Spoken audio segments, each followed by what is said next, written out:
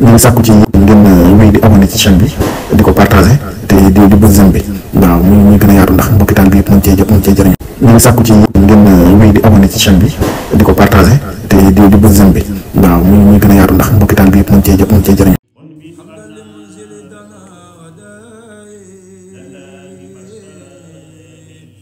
ومنزل الشفاء والدواء من أمر العباد بالدعاء ليدفعوا به عن البلاء ثم على من حيث مس ثمر يبرأ بلا بد وفاز بالغرض محمد طبيبنا الحكيم أسكى سلام ربنا الكريم والآل وصحبه ذوي العلاء محتاج الأسلام للصفاء هذا وإن يوم سوء جاي مبتغيا حول مجيب الداء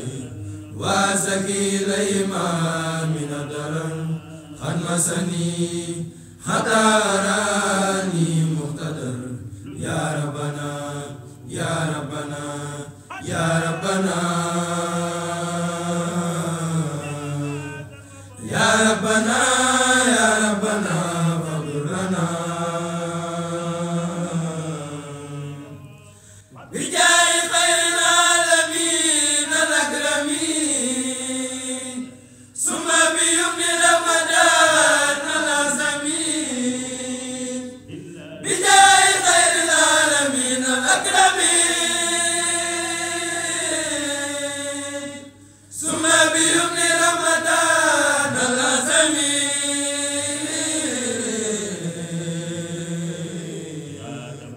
يا الله يا رحمن يا رحيم يا بر يا كريم يا عظيم اغفر ذنوبنا تقبل منا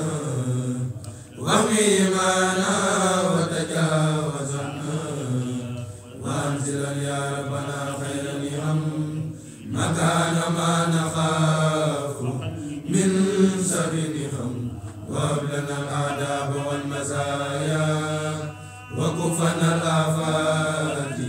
والرزايا وهب لنا خصال الطاعات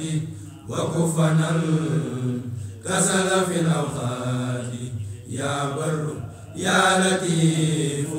يا معافي يا من له أمر الورى يا صافي أنت صفاءك مكان داري